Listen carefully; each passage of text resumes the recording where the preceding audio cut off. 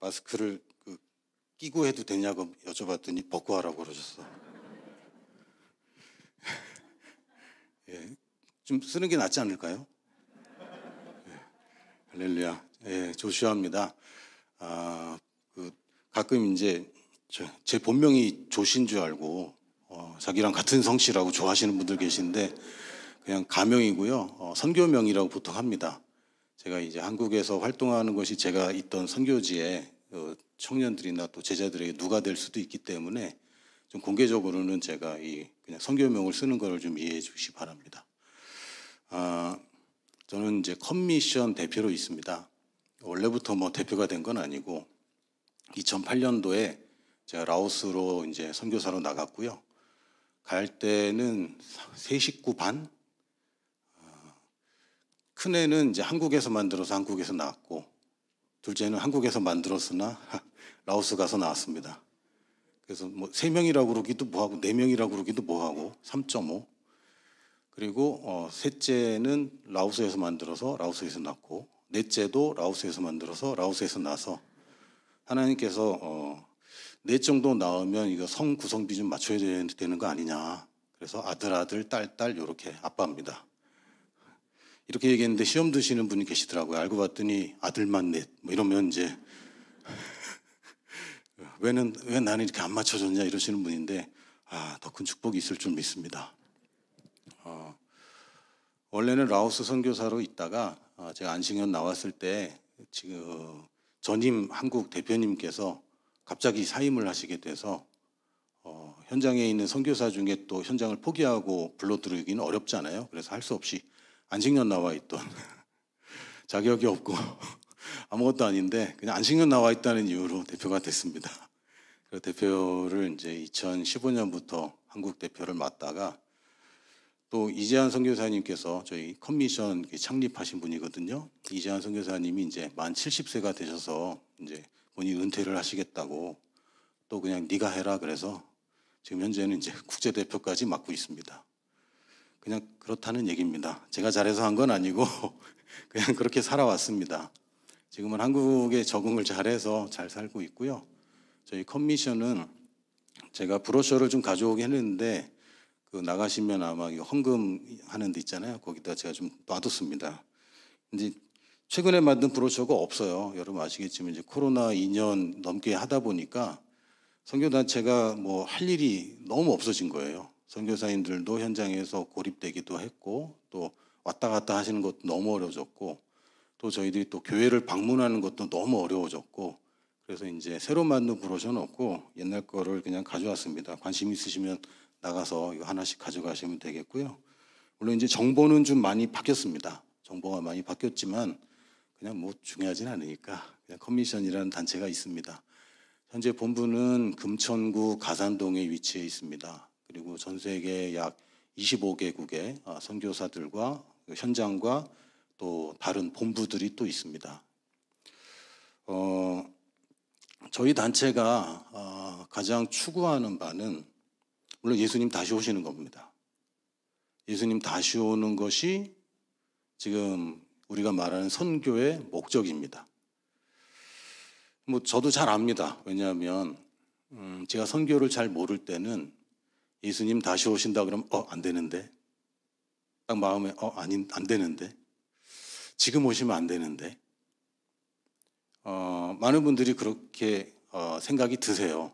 아닌 척하지만 사실은 좀 늦게 왔으면 안 왔으면 좋겠다 할 수는 없고 조금 늦게 왔으면 좋겠다.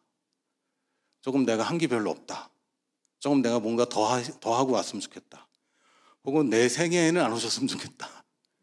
이런 생각들 많이 하십니다. 근데 이것은 그런 오해는 선교에 대해서 굉장히 오해하는 것입니다. 굉장히 오해하기 때문에 그런 갈등이 늘 있어요. 주님 다시 오심을 기다려야 한다고 생각은 하고 그렇게 배워왔는데 실제로는 괴리가 생기는 거죠, 마음속에. 근데 하나님은 이걸 하겠다 하는데 나는 별로 이렇게 이게 어디가 문제일까요? 하나님이 우리가 원치 않는 일을 그렇게 좋아하시는 분 아니잖아요. 사실은 우리가 잘 모르기 때문에 그렇습니다. 잘 모르면 하나님 하시는 일이 버거워요. 버겁고 나는 저건 못해. 또는 저걸 해야 되는데 잘 안 된다. 이런 생각을 많이 하게 됩니다. 그래서 8주 동안 8번에 걸쳐서 여러분과 나눌 이야기들은 일단 우리 믿는 사람들은 성경에서 뭐라고 하고 있는가, 이걸 좀 살펴볼 겁니다. 여러분들이 지금까지 성경 공부도 많이 하셨고 어쩌면 뭐 저보다 많이 하셨을지도 몰라요. 그리고 성경을 잘 알고 계실 겁니다. 그런데 이렇게도 보고 저렇게도 보고 다양한 각도로 보는 건 참 좋습니다. 근데 그냥 겸손하게, 그래, 선교적인 관점에서 성경을 한번 보자. 내가 지금까지 성경을 많이 봤지만 선교적인 관점에서 본 적이 별로 없구나라고 인정하시고 8주 동안 한번 선교에 관해서 성경은 뭐라고 하고 있는가, 이걸 한번 배우는 시간으로 그냥 여겨주시면 좋을 것 같습니다. 또 끝나고 나서 언제든지 뭐 저한테 질문을 하시거나 또 뭐 상담을 하시거나 열려 있습니다. 그래서 강의가 끝나고 하시면 또 나중에 따로 뭐 말씀드릴 수 있는 시간이 있을 것 같습니다. 먼저 오늘의 주제는 성경적인 선교입니다. 제목이 성경적인 선교인데 아니네요. 성경과 선교네요. 예전에는 성경적인 선교라고 했거든요. 근데 정확한 제목이 아니었어요. 왜 그러냐면 성경적인 선교가 아니라 선교적인 성경입니다. 이게 더 정확한 말입니다. 그러니까 우리가 선교를 할 때 성경적으로 해야 돼라고 이제 자꾸 뭘 해야 돼라는 관점으로 가기 전에 선교적인 성경임을 우리가 좀 알아야 됩니다. 여러분, 성경은 목적이 있습니다. 그렇죠? 성경이 쓰여진 목적이 있습니다. 만약에 아담이 범죄하지 않았다면 성경이 필요할까요? 사실은 예수님이 오실 이유도 없죠. 뭔가 하나님의 계획이 분명히 있었는데 그걸 망쳤고 또 그것을 회복하시는 과정이 있습니다. 이게 우리가 갖고 있는 역사관 혹은 세계관이라고 합니다. 어느 날 그냥 갑자기 우주가 빅뱅에 의해서 만들어지고 우리는 또 우연히 이렇게 태어나서 살다가 뭐 교회 다니면 좋지 뭐 착하게 살고, 근데 죽으면 뭐 천국 가면 좋겠어. 이게 우리의 세계관은 아니에요. 적어도 우리가 크리스찬이라면 하나님의 말씀을 내 이해와 상관없이 내가 경험한 것과 상관없이 하나님의 말씀이 진리라고 믿는데 이 성경 자체가 온 우주의 진리를 다 포함하고 있지는 않습니다. 맞죠? 저는 상상 엉뚱한 상상을 좋아합니다. 그래서 엉뚱한 상상을 해보는데 아주 실제적인 상상을 해봤어요. 하나님 모세한테 얘기해 주세요. 모세야, 내가 천지를 창조할 때 어떤 모든 물질보다 빛을 먼저 창조했어. 그걸 빅뱅이라고 그래. 네? 아니, 물질의 구성이 분자가 있고 원자가 있고 원자핵이 있고 양성자가 있고 중성자가 있고 미립자가 있고 양자가 있는데, 네? 시간이란 게 말이야, 네가 움직이는 속도에 따라서 시간이 달라진다? 네? 모세가 이해하지 못하는 것을 하나님이 또 없는 용어들을 만들어낼 수는 없잖아요. 그리고 모세가 이 모든 이론을 계속 기록할 수도 없습니다. 그래서 하나님이 필요한 것들만 말씀해 주셨어요. 꼭 필요한 것들. 그리고 나중에 사람들이 이걸 보면서 이게 이 얘기구나 할 수 있고, 당시의 사람들도 이게 이 얘기구나. 둘 다 그 당시와 훗날까지 만족시킬 수 있는 용어로 성경을 기록하셨습니다. 왜 이런 얘기를 장황하게 하냐면 하나님이 성경을 목적을 가지고 기록하신 거예요. 그냥 목적 없이 일기 썼는데 그게 나중에 성경이 된 것이 아니고 성경에는 목적이 있습니다. 이 성경이 이루어야 할 목적, 이 목적을 뭐라고 그러죠? 미션이라고 부릅니다. 성경이 어떤 임무를 가지고 탄생되었는데 이것을 미션이라고 부릅니다. 예수님이 이 땅에 오셨을 때 어떤 목적을 가지고 오셨습니다. 그냥 뭐 한번 세상 구경 좀 하고 인간의 삶이 어떤지 좀 보고 갈릴리 바다도 걸어보고 이래서 오신 분이 아니에요. 목적이 있으셨고 그것을 완수하셨습니다. 이것을 미션이라고 부릅니다. 미션이란 말은 원래 군사용어인데 어떤 그 맡겨진 사람이 혹은 선택받은 사람이 자기의 목숨보다 더 우선적으로 수행해야 되는 것, 이걸 미션이라고 부릅니다. 그리고 미션을 한국말로 바꿨더니 선교라고 번역이 된 거예요. 그래서 저는 선교라는 말 뭐 좋은 말이긴 한데 사실은 미션이라는 말을 좀 더 선호합니다. 선교는 멀리 가르치다 혹은 멀리 종교를 퍼뜨리다 이런 뜻입니다. 이게 중국에서 미션을 이제 중국어로 번역을 하면서 선교라고 번역을 해버린 거죠. 그 당시에 이제 조선보다 중국의 선교사님이 먼저 오셨고 이 중국어로 미션을 번역을 해야 되는데 이거를 미셔너리를 선교사, 미션을 선교라고 번역하기 시작했습니다. 그게 이제 한자어로 우리나라에게 온 것이고요. 선교 그러면 단지 널리 복음을 퍼뜨리는 것, 이제 이렇게 정의가 돼버려요. 근데 그것은 지금 현재 어떤 특수한 미션의 일부를 이야기하는 것이지 미션 전체를 포괄하는 것은 아닙니다. 성경은 목적이 있습니다. 목적이. 분명한 미션이 있기 때문에 성경이 온 것입니다. 그러니까 성경이 먼저 오고 그 다음에 미션이 온 것이 아니라 미션이 분명히 존재하기 때문에 하나님이 우리에게 말씀을 주신 것이죠. 아담에게 미션이 있었습니다. 그래서 하나님 말씀해 주셨어요. 넌 이거 하라고.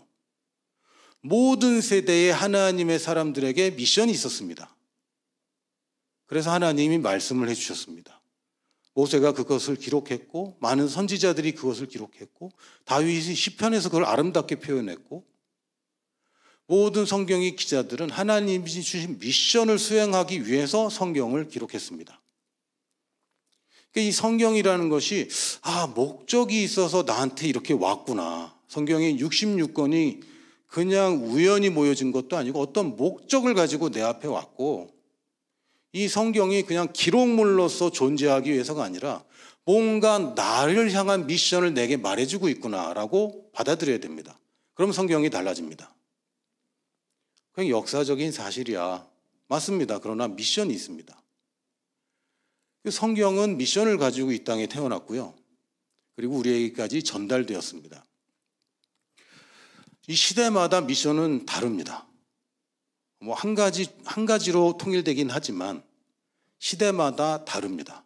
미션이 달라요. 예를 들면 가나안 땅에 들어가기 임박한 이스라엘 백성에게 미션은 뭡니까? 들어가는 겁니다. 망설이지 말고 10명의 잘못된 보고 믿지 말고 들어가는 겁니다. 헛소리 하지 말고 들어가는 게 미션입니다. 그것이 하나님을 찬양하는 겁니다. 하나님을 찬양합니다. 하나님을 높여드립니다. 그러나 우리는 못 가잖아요. 이거는 겸손이 아니라 미션에 대한 오해입니다. 모든 사람이 미션을 가지고 있습니다. 모든 시대에 또 모든 사람들이 각자의 미션을 가지고 있습니다. 지금 여기 계신 분들뿐만 아니라 사실은 그리스도인이라면 모든 미션을 가지고 있습니다. 믿으십니까? 예. 아니면 여기 살 이유가 없어요. 그냥 믿는 순간 가버리면 되지. 왜 구차하게 여기 삽니까? 이렇게 고통스럽고 힘든데. 여러분 육신이 이제 낡아지고 점점 힘들어지잖아요. 무슨 미련이 있다고 여기 자꾸 삽니까? 그냥 가면 좋은데. 근데 지금 살아있는 것이 우리에게 축복입니다. 왜요? 우리가 이룰 수 있는 미션이 있기 때문에. 하나님은 목적을 가지고 이 역사를 주관하고 계십니다. 흘러가는 대로 두면서 슬슬 조금씩 수리해서 쓰는 게 아닙니다. 하나님은 이 역사에 창조부터 예수님의 다시 오심까지 하나님의 역사의 흐름에 목적이 있습니다. 이 땅에 사는 우리들에게 키워드는 뭐냐면 회복입니다. 회복. 회복은 새로운 것이 아니라 옛날로 돌아가는 것입니다. 예수님이 오셔서 무엇 하셨습니까? 새롭게 뭘 하셨습니까? 아니죠. 회복하러 오셨다고 했습니다. 그러면 성경에서 이 회복이 키워드인데 이 키워드의 핵심 인물이 누구죠? 예수 그리스도죠. 예수 그리스도입니다. 이분이 주인공이죠. 이분이 주인공이고 이분이 열쇠를 가진 분이고 이분이 핵심입니다. 그래서 성경의 주인공이 누구냐? 메시아입니다. 메시아는 이제 히브리어로 기름 부음 받은 자, 오실 분, 구원자. 그리스도는 헬라어로 똑같은 이야기입니다. 그래서 메시아랑 그리스도랑 같은 얘기입니다. 이 메시아가 주인공입니다. 구약에서는 예수 그리스도라고 이 등장인물의 이름이 등장하진 않아요. 그러나 오실 메시아를 계속 기다립니다. 이게 구약 얘기입니다. 이 구약에 관통하는 한 가지가 있다면 메시아 오신다. 이게 핵심입니다. 처음부터 아담이 타락하자마자 여자의 후손. 누구죠? 그리스도, 메시아 얘기입니다. 가죽옷을 지어 입히시고 누구 얘기죠? 그리스도로 옷 입는 그리스도 얘기입니다. 계속 곳곳에 중간중간에 어떨 때는 아주 드러내고 어떨 때는 아주 숨겨놓고 구약 전체가 메시아를 기다리는 얘기입니다. 이게 안 되면, 이걸 이해가 안 되면 성경 전체가 굉장히 이해가 안 됩니다. 굉장히 이해가 안 돼요. 제가 성경 읽으면서 힘들었던 것 중에 하나가 선교를 모를 때 하나님 좀 무섭다. 선하다고는 하는데 좀 무섭다. 이런 생각이 많이 드는 거예요. 예를 들면 뭐 소돔과 고모라. 이거 소돔과 고모라는 그래도 뭐 노아의 홍수. 물론 노아가 일으킨 홍수는 아니지만 노아 때의 홍수. 하나님 다 죽이고 이것도 좀 어려운데 아말렉을 진멸하라. 이거 하나님 좀 이걸 어떻게 받아? 하나님 그래도 나는 이해를 못하지만 하나님 좋은 분이다. 여기까지는 했는데 그 하나님이 나도 그렇게 대하면 어떡하지? 큰일 나잖아요. 두렵잖아요. 이 맥락을 놓치면 이 장면들이 해석이 이상하게 됩니다. 하나님은 목적이 있다고 그랬잖아요. 노아 때에 난 홍수의 목적이 뭡니까? 목적이 뭐죠? 생각해 봐야 됩니다. 싹 쓸어버리는 심판이 목적입니까? 아니면 보존이 목적입니까? 보존이 목적입니다. 보존이. 뭘 보존해야 되죠? 피제사. 하나님이 아담부터 계속해서 맺어가는 시대마다 세대마다 맺어가는 언약, 메시아. 이걸 보존하는 게 목적입니다. 소돔과 고모라의 멸망된 것은 심판이 목적입니까? 보존이 목적입니까?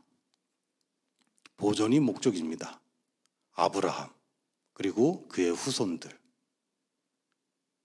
아말렉을 진멸하는 것은 심판이 목적입니까? 보존이 목적입니까?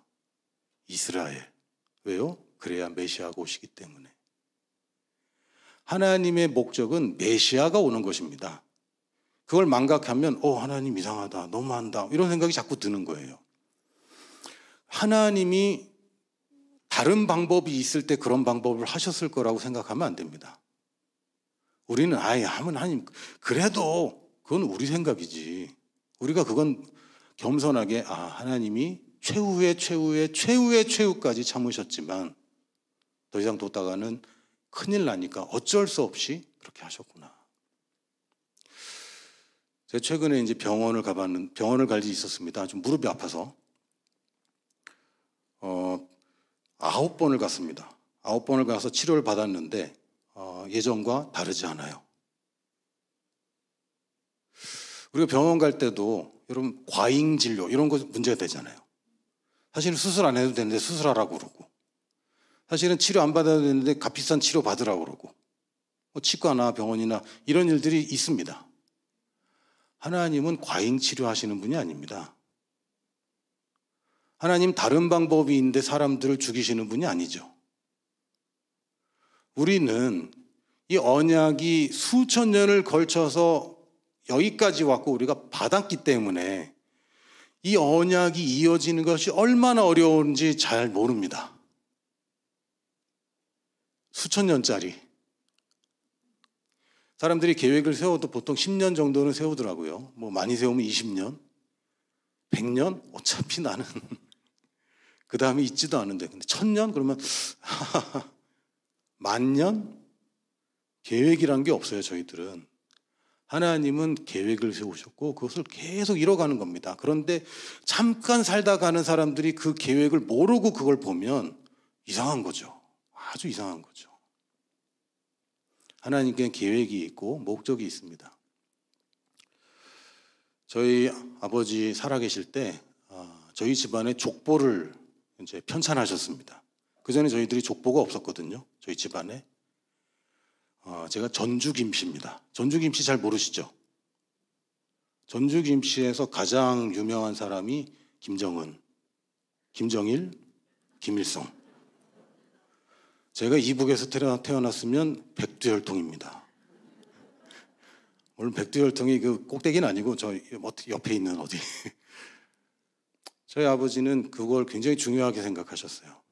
족보를 만드셨고 그걸 일일이 다 뭐 고향에도 찾아가시고 막 찾아다니시면서 사료들 다 연구하시고 족보를 만드셔서 있잖아요. 옛날 한지에 이렇게 세로로 써서 진짜 그 옛날 문서처럼 여러 권을 만드시고 저희들한테 나눠주면서 이게 너는 어디 있고 아빠는 어디 있고 할아버지는 어디 있고 이걸 다 이제 막 설명해 주셨어요. 듣는 저는 어땠을까요? 아멘 이랬을까요? 아니죠. 적당히 좀 하시지 이런 생각이 드는 거죠. 그리고 아버지 돌아가셨고요. 지금 저는 저희 집 죽보가 어디 있는지도 모릅니다. 뭐 어디 이사 갔다가 이사 왔다가 라오스 갔다가 돌아왔다가 지금은 뭐가 어디 있는지도 몰라요. 아버지 세대에서는 아버지는 이게 그렇게 중요하다고 많이 말씀하셨어요. 한 세대 만에 저는 안 중요한데 끝. 제 아들 세대는 족보가 뭔지도 모릅니다. 있는지도 모르고 본 적도 없어요. 왜? 내 세대에 소실됐기 때문에. 하나님의 언약을 보십시오. 이스라엘이 건국되기까지 한 사람 한 사람 한 사람 한 사람 한 사람 한 사람 한 사람 한 사람 타락하면 그 다음 세대 없어지는 거예요. 기록도 없고 오직 말로만 전달되기 때문에 이 사람이 아버지는 맨날 중요하다고 그러는데 난 안 중요해. 그럼 어떻게 되죠? 안 중요한 거예요. 그 안 중요해라고 했던 사람이 누굽니까? 최초에 가인이죠. 이 사람이 누굽니까? 아담의 첫 아들인데 피제사 안 중요해. 내 마음이 중요하지. 그건 네 생각이지. 그걸 네가 마음대로 해. 하나님이 중요하다면 중요한 거지. 왜? 이 사람이 볼 때는 피가 흐르든 그냥 곡식으로 들이든 뭐가 중요하겠어. 근데 하나님은 그게 아니죠. 지금 몇천 년 후에 올 것까지 지금 계획하고 있기 때문에 이건 중요합니다. 이 세대의 사람들은 이해를 못해요. 그런데 하나님한테는 너무 중요하거든요. 이 피제사. 그리스도의 피 흘림으로 구속받게 될 그 새로운 인류들. 가인은 그걸 이해 못하죠. 자기 마음대로 하죠. 그러니까 안 되니까 막 화내죠. 그래서 어떡합니까? 동생을 죽여버립니다. 아니 잠깐만. 아담 이후에 첫 세대인데 첫 세대부터 다 망했어요. 아들이 둘이 있는데 한 놈은 살인자, 한 놈은 피해자. 하나님께서 셋째 아들 셋을 주세요. 셋째 아들 한 명인데 이름이 셋이죠. 제가 셋째 아들 셋을 주세요. 그랬더니 어떤 애가 셋째 아들이 셋이라고요? 넷째 아들은 넷이에요? 아니 그건 아니고 셋이라는 셋째 아들을 주세요. 그러니까 실패하는데 하나님이 또 길을 열고 사람들이 망치고 있는데 길을 열고 노아의 때에 엄청 심각했습니다. 노아 말고는 이 언약을 전수할 사람이 없어요. 물론 노아 때는 괜찮아. 그러나 그 아들 때는 너무 물들어서 너무 이 문화가 다 오염돼서 아들 때는 이게 답이 없어요. 아들들은 세상에서 격리됐습니다. 뭐 하느라고? 방주 짓느라고. 할렐루야. 얘는 태어났는데 아빠가 방주 짓고 있어. 자라서 걸을만 하니까 방주 짓는 데 데려가. 뭐 좀 할만 하니까 방주 져. 학교를 가본 적도 없고 친구들이랑 뭐 해본 적도 없고 오로지 인생 태어났더니 미션은 방주야. 선택의 여지가 없죠. 아빠 난 다른 일 하면 안 돼? 안 돼. 내 아들로 태어났으면 너는 방주 짓는 거야. 세 아들이 평생 방주만 짓습니다. 이 거대한 방주를. 그래서 타락할 틈이 없어요. 타락할 틈이. 그런데도요. 노아가 하루 취해서 잠들잖아요. 그때 아들 하나가 이거 어디서 온 거야? 어디 이런 게 이거 어디서 배웠어요? 아버지한테 배운 게 아닌데. 아버지의 그런 부끄러운 거를 비웃는 게 어디서 나온 겁니까? 이 세상 문화에서 그래도 오염되는 겁니다. 계속 오염됩니다. 계속. 여러분 겪으셨잖아요. 마스크 쓰고 뭐 거리두기 하고. 여기 걸리셨던 분 계시죠? 저만 걸렸던 거 아니죠? 저도 다 했습니다. 그런데도 들어와요. 그러니까 노아가 망쳐지지는 않겠지만 그 아들 때 혹은 그 아들의 아들 때의 이 언약이 오염되면 언약을 전수해야 되는 이 세대가 타락하면 예수님 못 오세요. 메시아가 못 오고요. 메시아라는 단어 자체가 이 지구상에 존재하지 않습니다. 존재하지 않아요. 그런 얘기하면 누가 얘기도 못해. 왜? 아무도 모르니까. 이거는 끔찍한 일이죠. 그럼 어떻게 되느냐? 메시아가 태어나지 못해요. 그러면 인류는 멸망하지도 않아요. 그러면 인류는 영원히 지옥 갑니다. 모든 사람이 어떤 구원 없이 영원히 지옥 가요. 그러면 지옥은 계속 팽창해. 우주를 삼킬 때까지. 이거는 심각한 일이죠. 메시아 오는 것은 구약에서 가장 중요한 일입니다. 이거보다 중요한 게 없어요. 소돔과 고모라, 누가 거기 살았습니까? 아브라함의 조카가 거기 살았죠. 먼 곳이었습니까? 가까운 곳이었습니까? 가까운 곳이었습니다. 원래 아브라함이 자기 이삭을 장가 보내려고 굉장히 신경 쓰죠. 어디로 보냅니까? 가까운 친척에게. 근데 사실 아브라함 가까이 사는 가장 가까운 친척이 어디 있었죠? 롯의 딸들이 있었습니다. 롯의 딸들이. 근데 롯의 딸들을 보세요. 아버지는 우리 애들 착한 애들이라고. 이 딸들이 뭐 했습니까? 나중에 살아남으니까 두려우니까 아버지랑. 이건 어디서 온 거죠? 그새 물드는 거예요, 그새. 여러분, 문화를 딱 단절하는 것은 굉장히 어렵습니다. 혹시 스마트폰 안 쓰는 분 계세요? 어렵습니다. 굉장히 어려워요. 문화를 단절하고 고립되는 것은 굉장히 어렵고 그것도 하나님께서 원하시는 것도 아니에요. 그러니까 하나님이 기다렸는데 결국은 의인이 50명, 40명, 30명, 20명, 10명 사실은 한 명도 없었어요. 의인이 있다면 하나님이 심판할 수 없습니다. 왜? 희망이 있기 때문에. 근데 없어요. 롯은 건져줬지만 소돔은 멸망합니다. 아말렉도 마찬가지입니다. 살려두면 어떻게 합니까? 계속 이스라엘을 계속 오염시키죠. 계속. 지금 그 사람들이 사느냐 죽느냐 어차피 메시아 못 오면요. 어차피 다 지옥 가. 하나님이 원하는 건 수천 년을 보고 계시면서 지금 여기서 언약이 전달돼야 됩니다. 그 마태복음 1장에 보면 족보가 나와요. 족보가 나오는데 거기 여자들이 나옵니다. 제가 어렸을 때 성경 읽기 시작하면 구약은 창세기 재밌어요. 신비스럽고 약간 판타지 같은 느낌? 출애굽기 재밌습니다. 약간 그 삼국지 같은 느낌? 그런 게 있어요. 레위기 갔더니 좀 어려워요. 규빗, 청색실, 홍색실. 뭐지 도대체? 뭐 장은 몇 규빗, 고는 몇 규빗, 뭘 쌓고 무슨 나무로. 무슨 제품 매뉴얼 같은 느낌인데. 맞죠? 예배 매뉴얼이니까. 어려워요. 그러다 민수기 가면 뭐가 몇 명이고 뭐가 몇 명이고 뭐가 몇 명이고 누구의 아들은 누군데 몇 명이고 몇 명이고. 신명기 가면 뭐 해 안 하면 큰일 나 뭐. 사실은 레위기 정도 되면요 성경 읽는 속도가 갑자기 떨어집니다. 사실 속도보단 빈도가 떨어져요. 그러다 흐지부지 하다가 이제 부활절 정도 되면 다시 성경 읽자. 다시 창세기. 처음부터 읽어야 되니까 우리는. 그래서 이제 창세기 출애굽기는 좀 익숙해집니다. 성경도 신약 성경 넘어가면 마태복음부터 힘들죠.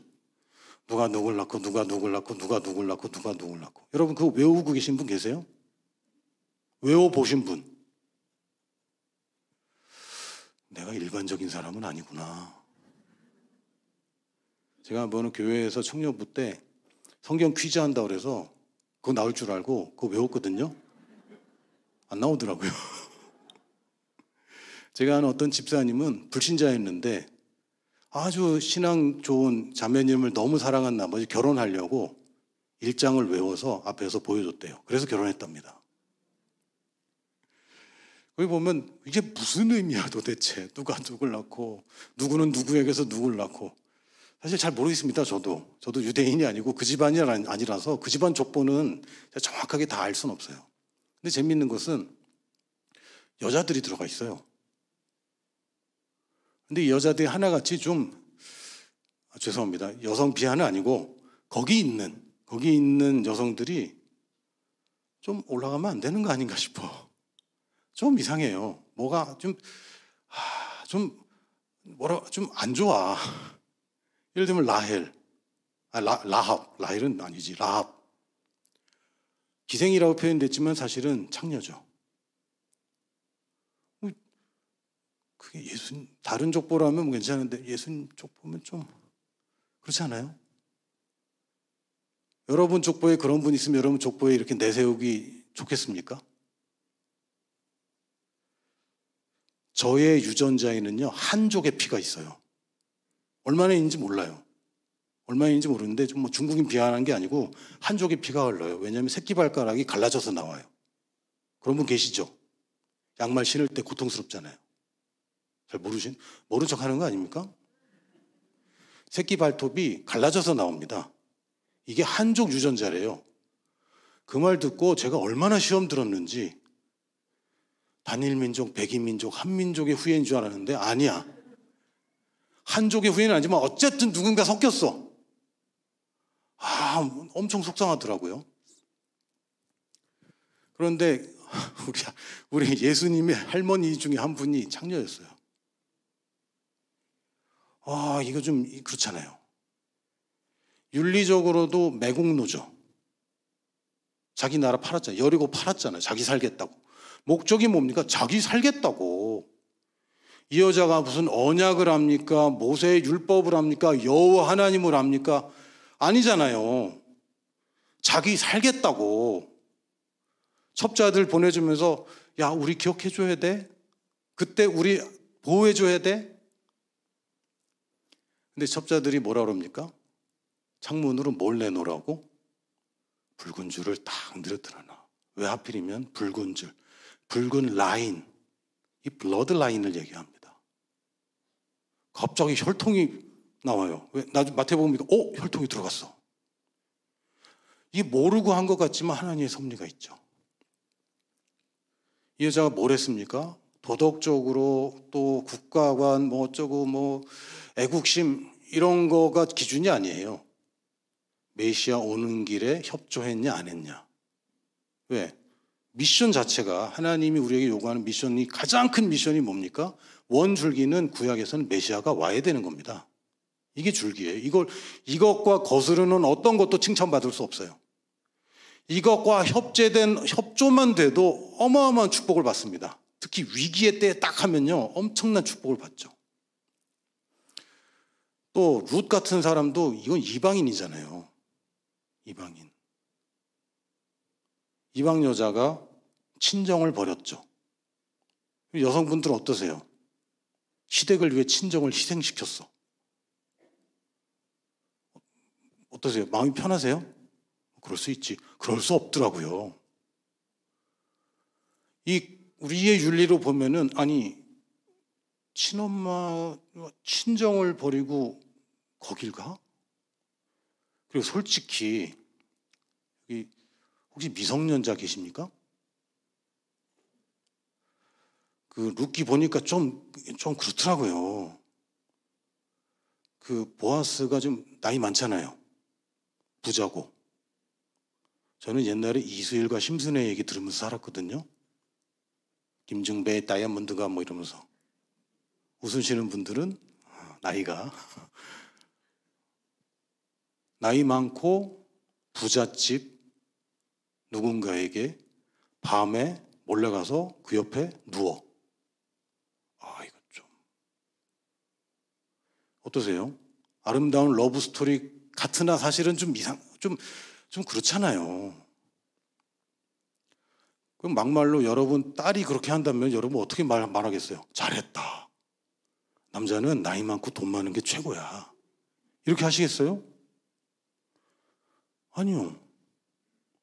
그래서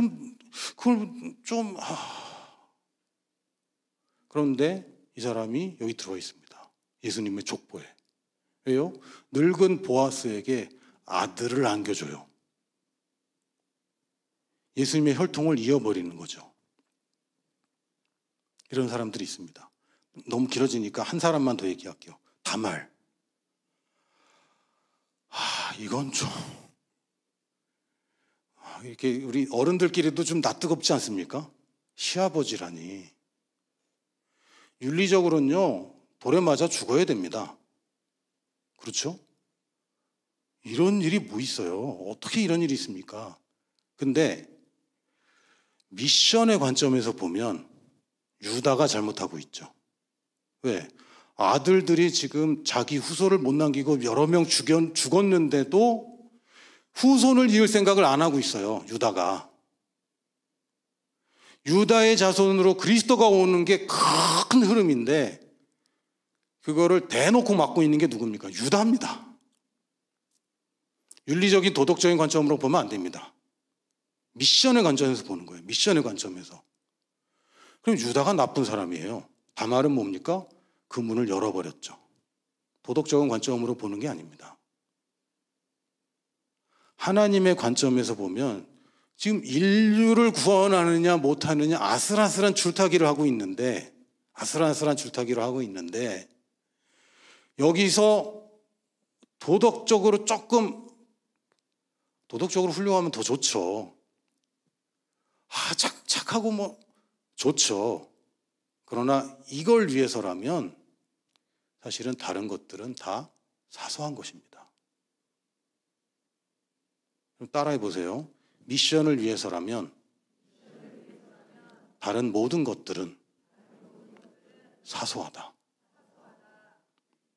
사소한 겁니다. 구약에서 이게 제일 중요해요. 그래서 여기에 조금이라도 자기도 몰랐지 사실은 모르고 하는 겁니다. 알고 하는 사람 몇 안 되고 모르고 한 사람들까지 복을 받는 거예요. 근데 몰랐는데 내가 잘못했는데 이거를 좀 내가 이렇게 했다. 이 사람들이 굉장히 어려움들을 당합니다. 그리고 이 혈통 안에 들어가기만 하면 엄청난 특혜를 받아요. 전 다윗을 볼 때마다 하나님 좀 편애하는 거 아니야? 사울이 그렇게 잘못했나? 예배를 드려야 되는데 목사님이 안 오세요. 전화했는데 안 받으셔. 그래서 목사님 왜 이렇게 안 오시지? 성도들 기다리고 막 이러고 있는데 그래서 제가 그냥 예배인도 하고 설교했단 말이죠. 설교 시작하자마자 들어오셔 또. 그랬더니 너는 왕에서 끊어질 거라고. 너무하잖아요. 좀 봐주는 게 없어요. 다윗은요. 다 봐줘. 다 봐줘요. 다 봐줘. 성전에 있는 떡을 먹어도 봐주고 그거 먹으면 안 되거든요. 그거는 왕이냐 아니냐가 아니라 그거 돌로 쳐 죽여야 되는 사건입니다. 근데 성전의 떡은 예수님을 상징하는 거고 다윗은 먹어도 돼. 왜? 왕이 될 자니까. 완전 편해. 우리가 볼 때는 야, 이거 이치 안 맞는다. 왜냐하면 아브라함의 언약이라는 것은 율법이 생기기 430년 전에 이미 있던 것이고, 나중에 생긴 율법이 아브라함의 언약을 폐기할 수 없다라고 갈라디아 3장에 분명하게 얘기하고 있습니다. 아브라함의 후손, 단수로서의 후손이죠. 후손들 아닙니다. 후손. 누구 얘기입니까? 메시아까지 오는 한 사람 한 사람 한 사람 한 사람 한 사람 한 사람. 이 언약 안에 들어있는 사람은 율법 아래 있지 않습니다. 이제 이해가 되는 거죠. 그래서 다윗이 한 모든 건 다 용서받아요. 구약임에도 불구하고. 그 무시무시한 짓 막 저질렀잖아요. 살인, 교사에 막 저렇게 들러보다 보니까 미성년자가 있어요. 아빠한테 잘 물어봐. 모르는 거 있으면. 다윗은 메시아의 족보에 있는 사람이라 이 사람은 사실은 치외법권입니다. 율법이라는 것은 이 메시아 오는 길에서 어느 시점에서 한 사람 한 사람 한 사람 한 사람 아슬아슬하게 오다가는 너무 위험하기 때문에 한 사람만 타락하면 끝나잖아요. 그렇게 할 게 아니라 이제는 나라를 만들어서 하나의 집단을, 문화적인 집단, 하나의 정신으로, 하나의 법으로 지탱되는 한 집단을 만들기로 하나님이 계획하신 겁니다. 그래서 아브라함과 이삭과 야곱을 통해서 드디어 이제는 나라를 형성하게 되고, 이 나라를 지탱하기 위해서는 율법이 필요한 거예요. 언약만으로는 이제 안 됩니다. 그래서 모세의 때에야 비로소 율법이 오게 됩니다. 그러니까 이게 사실은 이 커다란 미션을 이해하면 요 때에는 요 시점에서는 요게 필요하구나, 요 시점에서는 요게 필요하구나, 이제 이해가 되는 거죠. 이게 구약 얘기입니다. 신약은 뭐가 주제입니까? 예수가 메시아다. 요겁니다. 우리가 그토록 기다리던 메시아가 왔다. 누구냐? 예수라는 바로 이 사람이다. 나사렛 사람이라 부르던 이 사람이다. 메시아 왔답니다. 구약은 메시아 온다. 언제 오냐? 왜 이렇게 안 오냐? 온다. 온다. 온다. 온다. 왔다. 요게 사복음서의 주제입니다. 예수님이 은근슬쩍 자기를 계속 얘기하죠. 계속. 내가 인자야. 사람의 아들이라고 얘기합니다. 우리 헷갈리잖아요. 아니, 하나님의 아들이라고 그랬다가 사람의 아들이라고 그랬다가 헷갈린단 말이죠. 사람의 아들 뭐 얘기하는 겁니까? 사람은 히브리어로 아담입니다. 아담은 고유명사로 그냥 한 사람의 이름이 아니라 인간이란 뜻입니다. 그러니까 아담은 인간이에요. 왜? 오직 유일한 인간이니까. 이 사람의 이름이 그 보통 명사인 거예요. 예를 들면 우리 퐁퐁 있잖아요. 퐁퐁. 그럼 퐁퐁 쓰세요? 다른 거 많이 쓰시잖아요. 근데 우리는 퐁퐁이라고 그냥 통칭하는 거지. 하도 유명하니까. 예전에 하이타이 그런 것들 있잖아요. 뭐 스팸 이런 것들. 이 그런 겁니다. 아담은 고유명사였는데 복토명사가 되었고, 지금 사람의 아들이라고 얘기하는 것은 내가 두 번째 아담이야. 아담은 실패했는데 나는 성공하지. 아담이 망쳐놓은 걸 내가 회복하러 왔어. 그래서 사탄이 예수님을 시험할 때 세 가지를 얘기합니다. 먹어, 안 죽어, 네가 하나님이야. 이 세 가지를 시험해요. 이게 언제 했던 겁니까? 아담이 넘어졌던 바로 그 시험입니다. 먹어, 안 죽어, 네가 하나님처럼 될까 봐 그런 거야.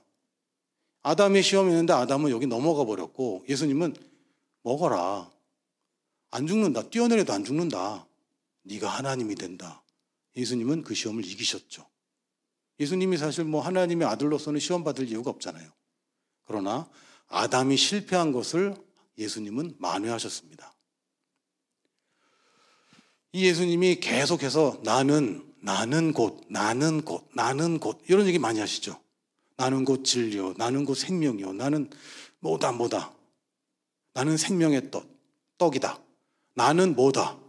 I am. 이게 히브리어로 뭐냐면 야훼입니다. 여호와라는 뜻이 I am이란 뜻이에요. 그래서 나는 스스로 있는 자이다라고 번역이 됐지만 I am, I am. 나는 I am이야. 이게 여호와의 이름입니다. 그러니까 예수님의 하나님의 아들로서 계속 I am, I am, I am 하는데 이걸 아는 사람은 눈치채는데 모르는 사람은 모르는 거죠. 예수님은 어떨 때는 드러내고 어떨 때는 숨기시고 아주 이러면서 계속해서 본인이 메시아임을 계속 증명해 주셨습니다.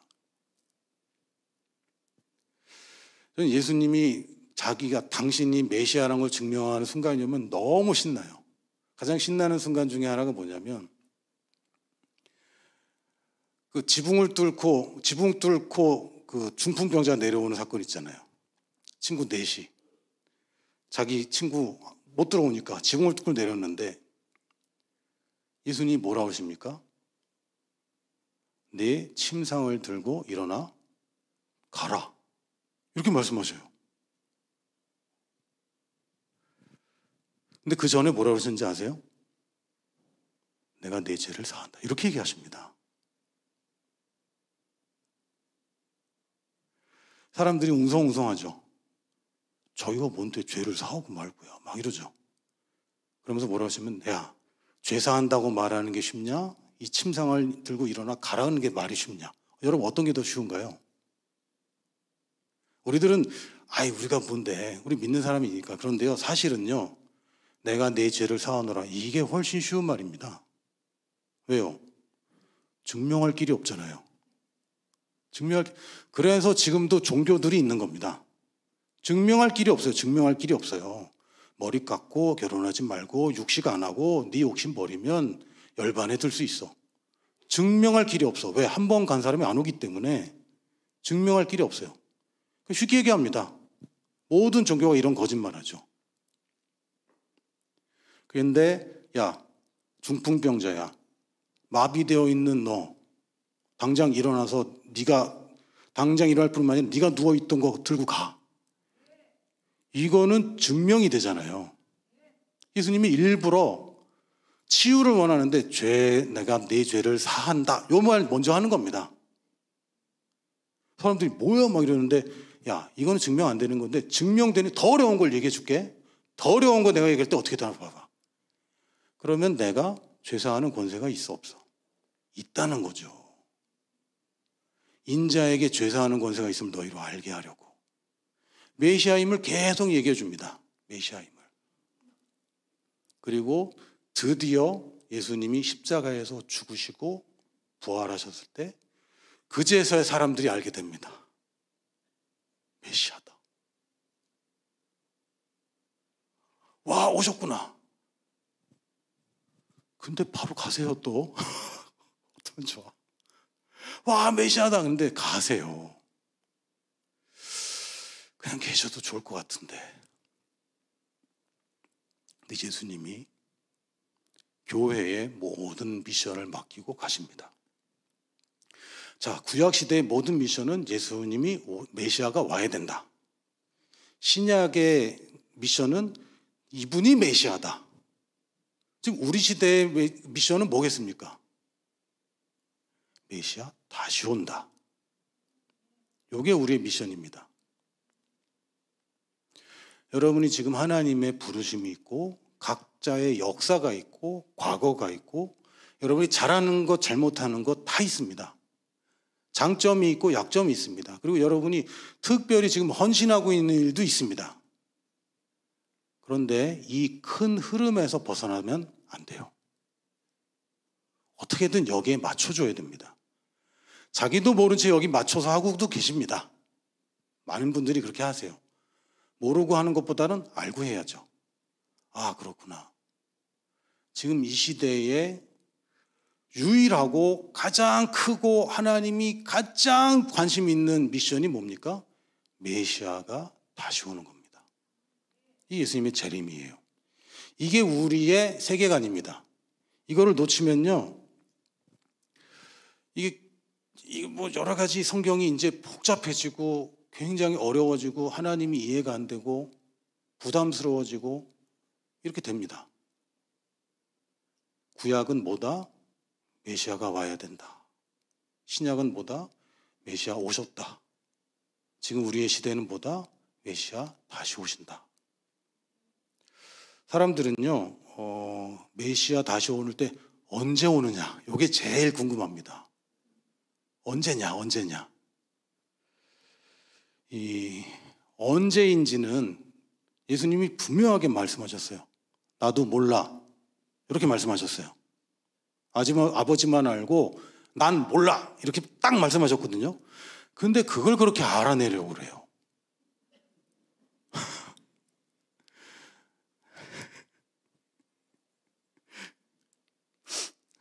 저도 저희 아이들이 질문을 많이 했습니다. 지금도 많이 하고 있고 아주 엉뚱한 질문을 해요. 저는 아버지로서 제가 결심한 게 있어요.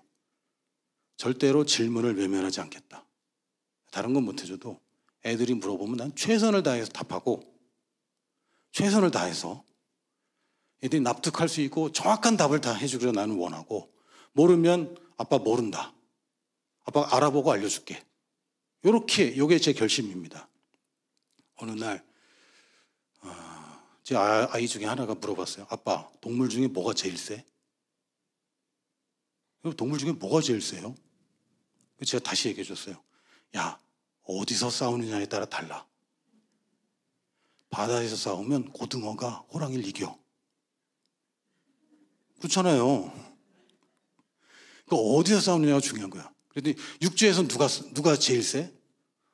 제가 아는 한 틀릴 수도 있습니다만 내가 볼 때는 시베리아 호랑이가 제일 세다. 물리적인 힘은 코끼리가 센데 얘네들은 좀 겁이 많아. 근데 시베리아 호랑이는 호랑이, 고양이과 동물 중에 가장 커. 그러니까 얘가 제일 셀 거야. 바다에선 누가 제일 세니? 범고래가 제일 세다. 고래가 등치가 크지만 범고래가 제일 세. 얘는 포악해. 거기다가 생긴 것도 예뻐. 최강자다. 이렇게 얘기해 줬습니다. 가끔은 근데 제가 모르는 걸 자꾸 물어봐요. 아빠, 태초에 빛이 있었는데 그전엔 뭐가 있었어? 몰라. 아빠, 태초에 뭐가 있었던 거야 도대체? 아빠 몰라. 성경이 안 나온 건 아빠도 몰라. 하나님이 안 가르치면 아빠도 몰라. 예수님이 뭐라고 하셨어요? 야, 나도 몰라. 근데 자꾸 맞추려고 그래요. 몇 월 며칠, 몇 시에, 또 어디서. 예수님은 어디서 오실까? 저는 일단 한국일까? 아닐 것 같은데. 전 세계적으로 오셔야 되는데 어떻게 오실지 모르겠습니다. 근데 한국에서 온다고 주장하면 일단 저거는 좀 말이 안 된다. 한국이 뭐 성경에 등장하지도 않잖아요. 성경에 등장한 적 있습니까? 없잖아요. 그런데 굳이 한국이라고 주장하고 그건 말도 안 되고, 언제 오신다고 얘기하는 순간 그거는 틀렸다. 예수님이 모른다 그랬는데 자기는 안다고 그러니까 그건 이상하죠. 이 예수님의 제자들도 똑같았습니다. 이 두 번째 그 파워포인트 한번 보여주시겠어요? 네, 두 번째 거. 예, 요 얘기 한 겁니다, 지금. 네. 마태복음 24장에 보면 예수님과 제자들이 성전을 딱 보면서 제자들이 이렇게 얘기합니다. 주님, 너무 아름답지 않아요? 예수님이 뭐라 그랬냐면, 예수님도 가끔 이렇게 팩트로 막 이렇게 때려주세요. 뼈 때리는 얘기를 많이 하시는데, 야, 저거 다 무너져. 원래 이렇게 불투명하게 하진 않으셨겠지만, 투명스럽지는 않으셨겠지만, 야, 저거 다 무너진다. 제자들은 뭐예요? 언제요? 이런 일이 있어. 근데 이게 끝이 아니야. 이런 일이 있어. 근데 그게 끝이 아니야. 이렇게 또 이렇게 돼. 근데 그게 끝이 아니야. 그러면서 24장 14절입니다. 24절이 아닌데 14절. 이 천국 복음이 모든 민족에게 증언되기 위하여 온 세상에 전파되리니 그제야 끝이 오리라. 언제입니까? 라고 얘기하는데 주님은 모든 민족. 그래서 언젠데요? 모든 민족에게 증언되면 끝이야. 모든 민족에게는 언제 증언되는데요? 그건 너한테 달렸지. 누구한테 달렸습니까? 교회에 달려 있습니다. 몇 월 며칠 몇 시에 오기로 결정된 게 아닙니다. 모든 민족에게 이 천국 복음이 증언되면 그때 끝이야. 사도행전에도 보면요, 그 다음 장 보여주세요.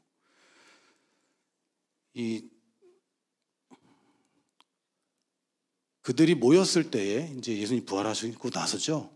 여쭈어 이르되 주께서 이스라엘 나라를 회복하시면 이때니까. 또 언젠지 물어봐요. 사람들은 계속 언젠지가 궁금해요. 언제입니까? 얼마나 남았어요? 제가 이거 어떻게 준비해야 됩니까? 제 생애에서 이거 고려해야 되나요? 아니면 고려하지 않아도 되나요? 청년들이 많이 물어봐요, 저한테. 목사님, 저 결혼해야 돼요? 말아야 돼요? 나도 몰라. 쟤들이 또 물어봅니다. 이스라엘 나라를 회복하시면 이때니까. 그랬더니 실제로 이르시되 때와 시기는 아버지께서 자기의 권한에 두셨으니 너희가 알 바 아니다. 너희 알 바가 아니다 라고 얘기했습니다. 때와 시기는 네가 알 바가 아니다. 단지 이게 이제 1장 8절만 자꾸 저희가 읽다 보니까 오직 성령이 너에게 임하시면 이렇게 번역을 이렇게 되다 보니까요. 오직 성령 이렇게 돼 있어요.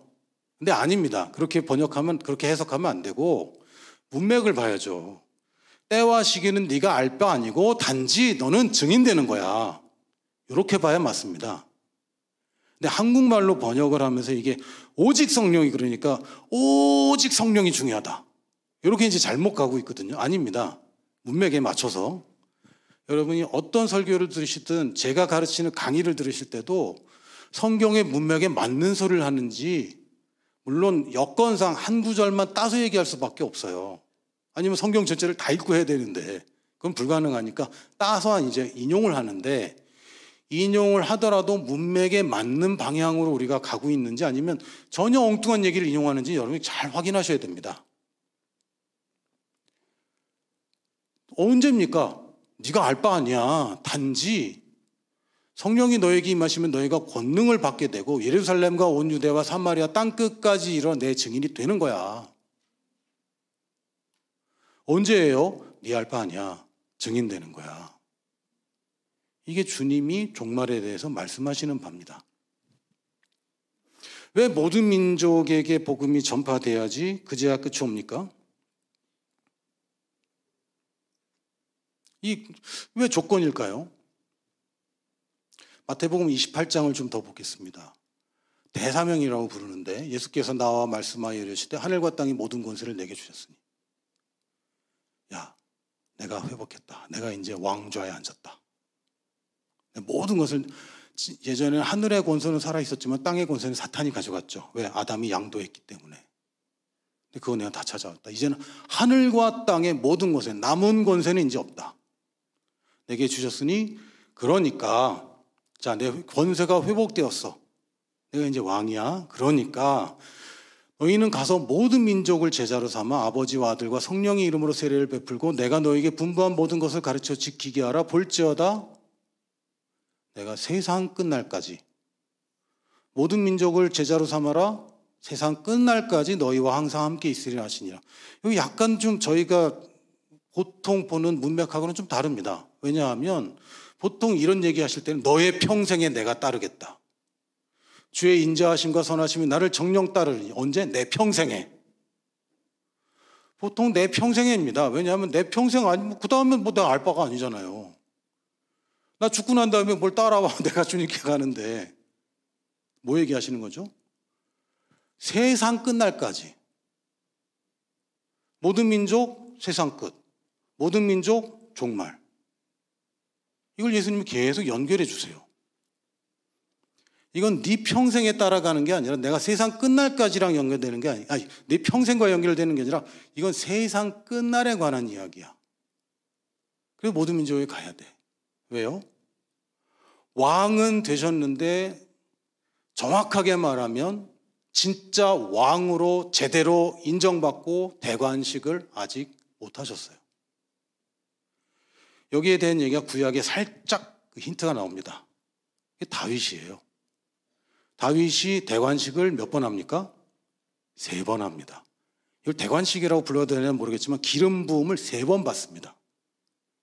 원래 한 번만 붓는 거잖아요. 기름 부음 한 번 부고 끝나는 거 아닙니까? 근데 3번을 합니다. 첫 번째, 사무엘이 몰래 찾아와서 극소수의 사람들로만 알 수 있도록 비밀리에 기름 부음 받습니다. 두 번째, 유다 지파의 왕으로 기름 부음 받습니다.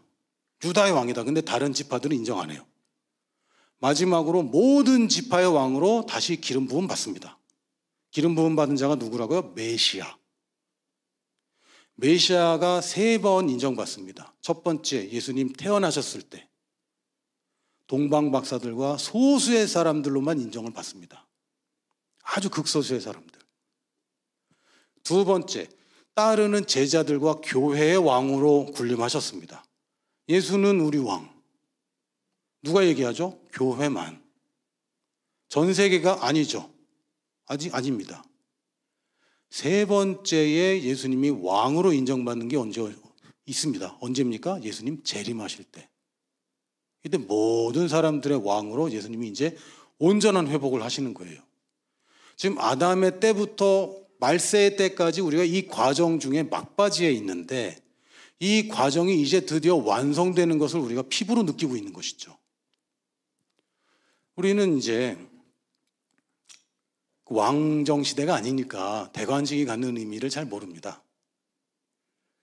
왕이 있으면 그 지역마다 또 다스리는 사람들이 있죠. 그 고을마다 뭐 족장이나 뭐 있을 겁니다. 이장이나 있을 거예요.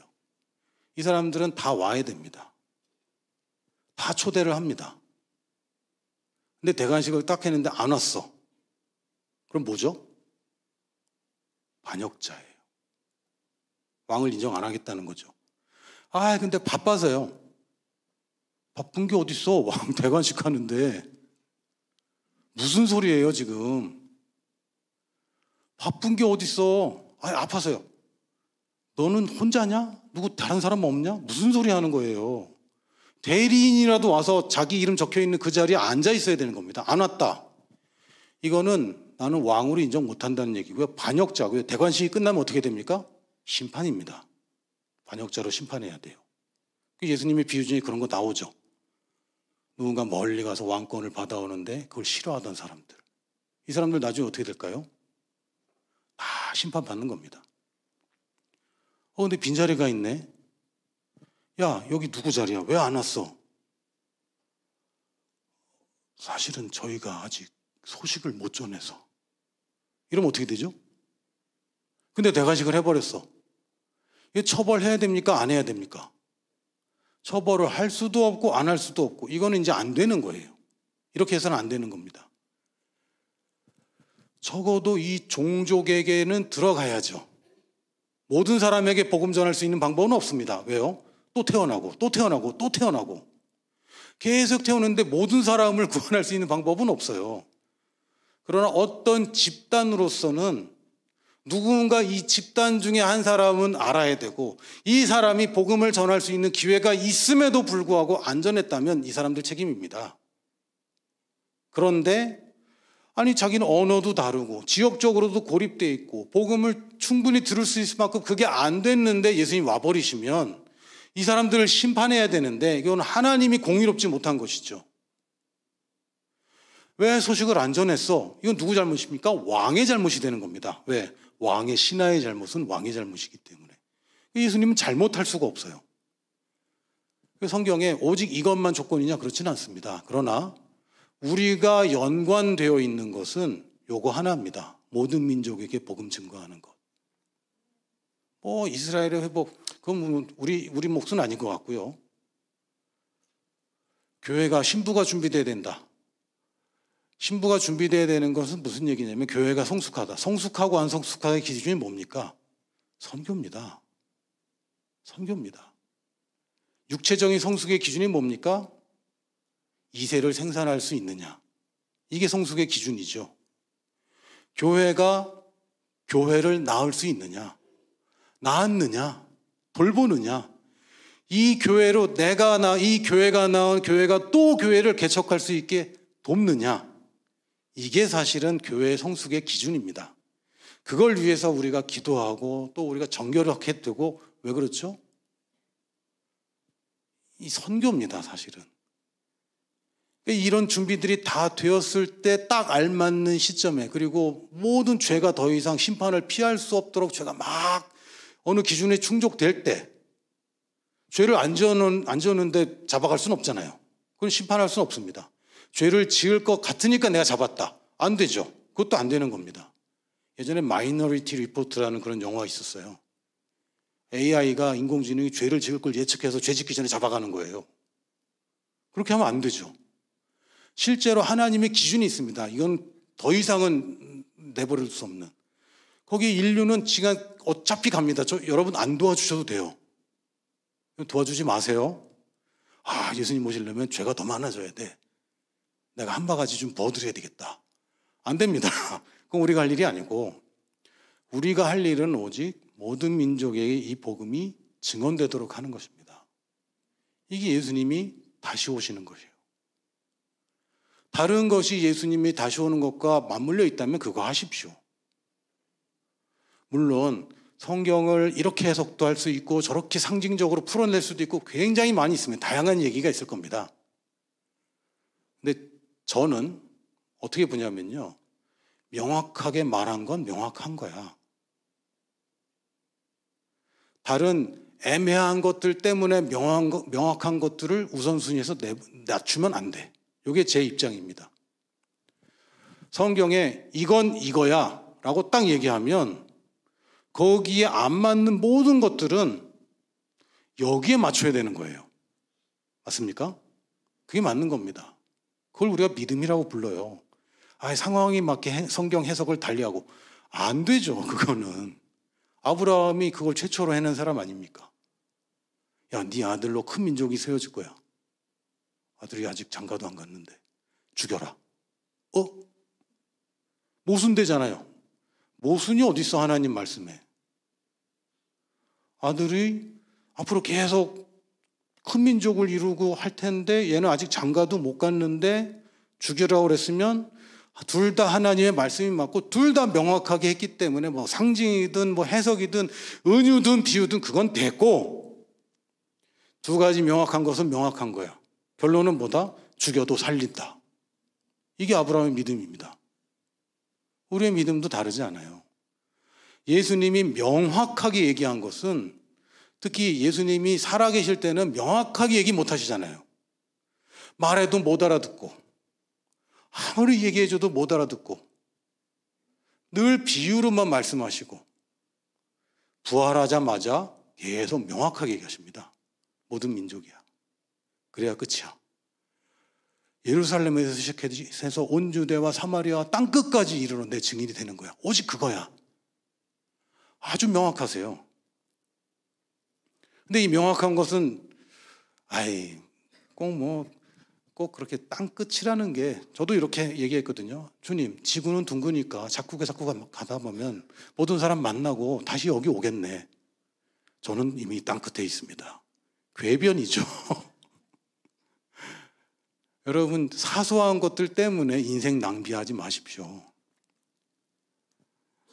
솔직히 말씀드리면 저 없어도 하나님이 이 선교 완성 못 하시겠습니까?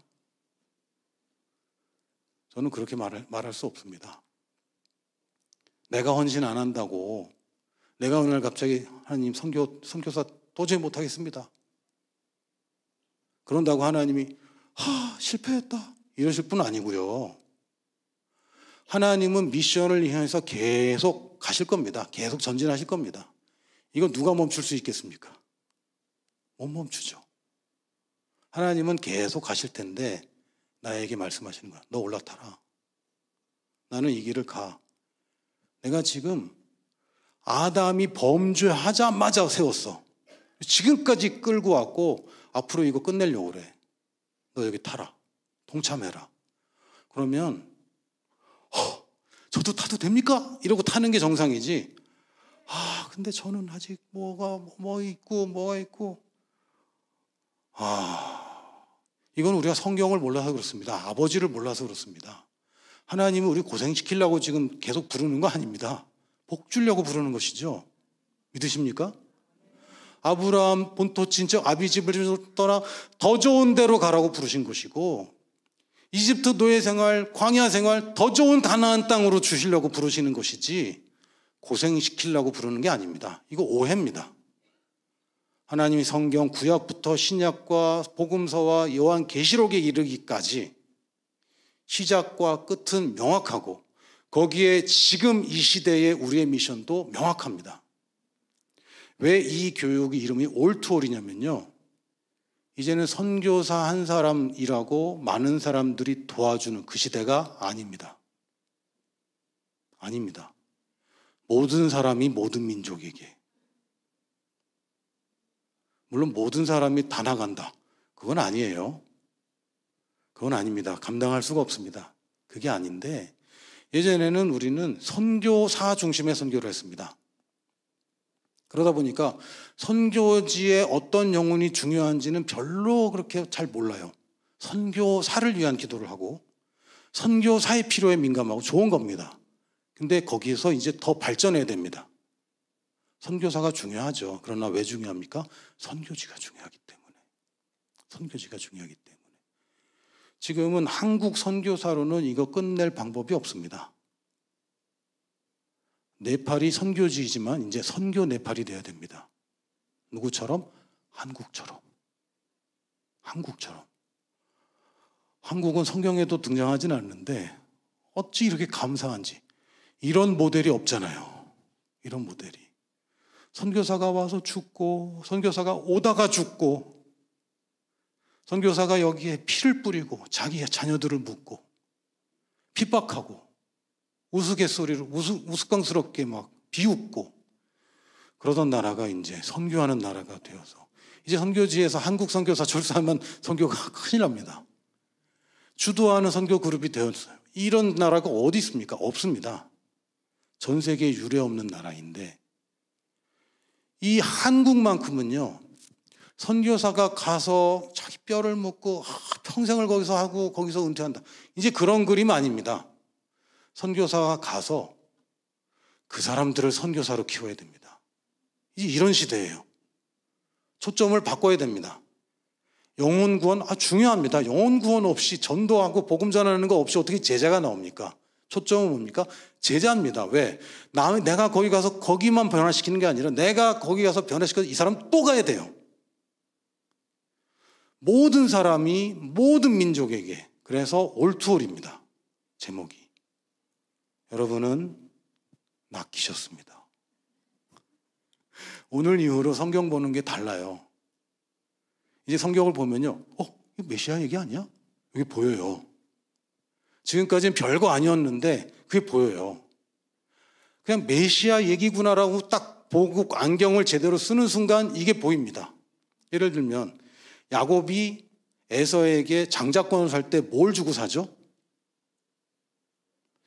물론 팥죽이라고 되어 있지만 사실 거기에는 팥이 없거든요. 붉은 죽입니다. 붉은 죽. 근데 그걸로 사긴 했어요. 근데 뭘 주죠? 네? 붉은 죽과 또 뭘 주죠? 떡을 줍니다. 떡이 들어가 있어요. 분명히 살 때는 피만 거래했는데, 피래. 붉은 액체만 거래했는데 붉은 액체와 함께 떡을 줍니다. 이거 뭐 얘기예요? 뭐 얘기입니까? 메시아 얘기입니다. 원래 장자로서 축복받을 권리가 없는 사람이 떡과 붉은 액체로 말미암아 그 자리에 들어와서 원래는 못 받는 건데 받게 되는 이 복음. 메시아 얘기였어요. 모든 것이 막 몰랐어요. 몰랐습니다. 근데 메시아 얘기일 거야 라고 하고 보니까 메시아 얘기인 거죠. 할렐루야. 숨은 그림 찾기 해보시면 정말 안 찾아지는 거 있잖아요. 안 찾아지는 거. 근데 우리의 믿음이 뭡니까? 분명 있어. 있다고 그랬으니까 있어. 그게 우리의 접근 자세예요.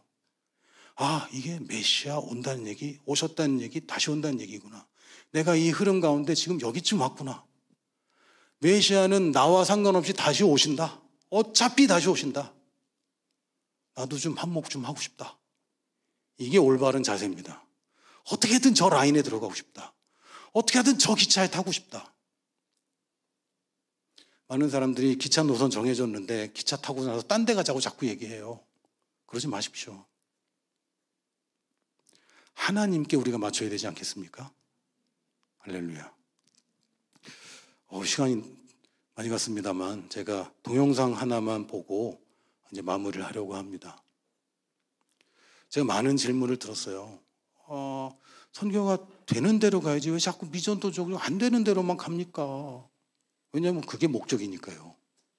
그리고 거기는 나 아니라도 되니까요. 최종착지가 아직도 복음을 모르는 민족입니다. 최종착지가. 물론 그럼 위선동적 아니고 이미 교회가 있는 곳에 가서 선교하는 거 의미가 없습니까? 있습니다. 왜냐하면 거기서 또 보내야 되니까요. 근데 거기서 목회만 하겠다. 그거는 아니지. 그거를 우리가 미션이라고 선교라고 착각해서는 안 됩니다. 해외에서 목회하는 것을 다 선교라고 보시면 안 돼요. 뭡니까? 그래서 뭘 하겠다는 거야. 선교사라는 타이틀이지만 선교 안 하시는 분들 많습니다. 사역을 안 한다는 얘기가 아니에요. 게으르다는 얘기가 아니고 놀고 있다는 얘기가 아닙니다. 이 큰 흐름과 상관없이 사역하는 분들 많습니다. 선교지 한 번 밟아보지도 못했지만 엄청난 선교를 하고 계시는 분 계세요. 왜요? 나의 목적은 이거니까. 밥을 해도 이게 목적이고 오늘도 난 전철 타고 취업하고 직장 다니는데 거기 가서 돈 버는 목적이 이거니까. 이분은 선교사입니다. 그래서 저는 선교사라는 말 별로 안 좋아하고요. 선교자라는 말 좋아합니다. 선교자. 선교사도 선교자고 성도도 선교자고 이 사람이 어디에 있든지 선교하는 사람이라면 우리는 선교자라고 부릅니다. 근데 왜 영혼 구원이 중요한데 왜 우리는 자꾸 거기 가면 영혼 구원 많이 못하잖아요. 사실입니다. 실제로 복음도 잘 못 전하는데 많이 있거든요. 그런데 왜 우리는 이걸 해야 됩니까? 왜? 모든 민족에게 증언되면 끝이 오기 때문에. 영혼 구원의 관점에서 보면 효율적인 곳은 해외라고 하시면 안 돼요. 한국이고 동일 문화권이겠죠. 이게 우리들의 윤리적인 생각이에요. 한 영혼이 귀한데. 제가 한번 여쭤볼게요. 한 영혼이 천하보다 귀합니까? 성경에 써 있나요? 죄송하지만 안 써 있습니다. 한 영혼이 천하보다 귀하다라는 얘기는 성경에 없습니다. 없습니다. 네 영혼이 천하보다 귀하다 그랬죠. 다른 얘기입니다. 야, 너 다른 어떤 것보다 네가 천국 가고 구원받는 게 중요하지 뭐가 중요하냐 라는 의미에서는 맞는데 한 영혼이 천하보다 귀할 수 없어요. 왜요? 이 천하의 영혼들이 얼마나 많은데 전도를 강조하다 보니까 한 영혼이 천하보다 귀하다는 말을 많이 하는데 사실은 성경에서는 그 얘기가 없어요. 제가 어느 날 그거 가지고 설교하려고 찾다가 충격받았어요. 한 영혼이 천하보다 귀하다 제목 정해놓고 이제 말씀 찾아야지. 아무리 찾아도 안 나와. 왜? 없어요. 성경을 지금 주님이 원하시는 것을 그 맥락에서 보지 않으면 한 영혼만 귀합니다. 그런데 뭐가 문제입니까? 주님이 늦게 오면 늦게 올수록 구원받는 영혼은 늘어나겠지만 지옥 가는 영혼은 훨씬 더 많이 늘어납니다. 이걸 보셔야 돼요. 예수님 빨리 와야 애꿎게 태어나거나 애꿎게 그냥 살아가다가 복음도 모르고 살아가다가 애꿎게 지옥 가는 사람들이 줄어듭니다. 그러니까 우리가 관점을 하나님의 관점에서 보면 천국 가는 사람 기쁜 것과 지옥 가는 사람 슬픈 것 어떤 게 더 크겠습니까? 큰아들 괜찮게 잘 사는 것과 저기 탕자가 가서 고생하는 것 어떤 게 아버지의 마음이 쓰이겠습니까? 성경에는 나와 있습니다. 99마리보다 한 마리 잃어버린 게 난 더 보여. 에이 그래도 99마리가 더 중요하죠. 한 마리보단. 난 아니야. 잃어버리면 나는 99마리보다 이게 더 신경 쓰이고 이것 때문에 힘들어. 예수님 그런 분이셨어요. 지금 우리가 한 민족이라도 빨리 구원하고 거기에 복음 전해야 예수님 빨리 오시고요. 빨리 오셔야 지옥 가는 사람들이 딱 거기서 스탑합니다. 거기에 관한 영상입니다. 준비되시면 틀어주세요.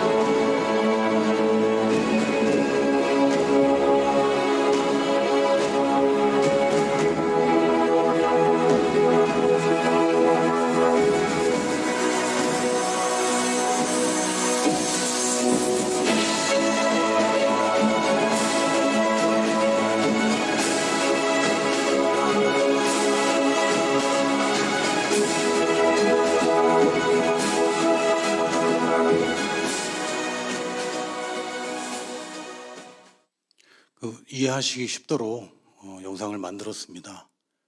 지금도 구해주는 사람 없이 그냥 그렇게 살다가 지옥 가는 벨트들이 엄청나게 많이 있습니다. 여전히 있어요. 기독교 인구가 늘어나는 수보다 이슬람 늘어나는 수가 훨씬 더 빠른 거 알고 계시죠? 우리가 지금 대적하고 있는 싸움, 우리의 싸움은 계속 확장하고 확장해서 지구를 뒤덮는 싸움이 아닙니다. 이건 이미 저희가 밀리고 있어요. 그렇게 해서 끝나는 것이 아닙니다. 거점들을 확보하는 싸움입니다. 깃발꽂기처럼 모든 민족에게 복음이 전권되면 그때 끝이다. 그래서 우리는 빈 곳이 어딘가 지금 찾아야 됩니다. 잘 되는 데가 어딘가가 아니라 빈 곳이 어딘가. 잘 되는 곳에서 뭘 해야 되죠? 여기서 만들어서 어떻게 빈 곳으로 보낼까? 오직 빈 곳을 어떻게 할까? 비어있는 것을 비워두지 않는 것. 이게 지금 우리의 미션입니다. 놀라운 소식은 우리가 모르는 새에 복음이 확산되고 있어요. 숫자적으로 확산이 아니라 지금까지 교회가 없던 지역에 교회를 보게 됩니다. 더 신기한 것은 선교사가 한 일이 하나도 없는데 선교사가 그 땅에서 복음을 전하지 못하고 계속 기도하고 예배하고 막 이러고 있는데 어느 날 갑자기 누군가가 외국 가서 복음 들고 와서 여기서 교회를 시작해요. 나중에 보게 되는 어떻게 된 거야? 이상한 일들이 벌어집니다. 이상한 일들이. 난민들이 나와서 주님을 만나고 몰랐잖아요. 이슬람이 이슬람을 핍박해서 이슬람이 도망하는데 거기서 기독교인 만나니까 다 예수님 믿고 이건 또 뭐야? 지금 이슬람 청년들이요. 한국 청년들이 타락하는 것보다 더 빠른 속도로 타락합니다. 이슬람 싫다는 거죠. 이해도 안 되고. 지금 우리는 계속 우리 청년들, 한국의 청년들이 교회를 떠나고 있어요. 어떻게 해요? 막 이러고 있는데 지금 그거 아니에요. 그게 우리의 초점이 돼서는 안 돼요. 그것도 해야죠. 그러나 초점은 뭡니까? 저 타락하는 애들. 이슬람 싫다고 나오는 애들 어떡할 거냐는 거예요. 이게 초점인 것이죠. 페이스북만 보고도 복음을 받아들인 사람들이 생기기 시작했어요. 페이스북 보고. 할렐루야. 시대가 완전 달라지고 있습니다. 물론 이게 주류를 이룰 것 같지는 않습니다. 그러나 이런 일들이 아주 모세혈관처럼 다 촘촘하게 뻗어나가는 시대가 되고 있습니다. 거기에 여러분들이 저거 내 미션이야 라고 잡으십시오. 여러분이 취하십시오. 하나님이 자고 있는데 깨워서 야, 너 이거 미션이야 라고 하기 전에 내가 취하십시오. 말씀에 그렇게 하면 그렇다고 받아들이십시오. 오늘 첫 시간인데 할 얘기를 다 한 것 같습니다. 다음 시간에 뭐 하지? 라는 생각이 좀 드는데 제가 기도하고 마치도록 하겠습니다.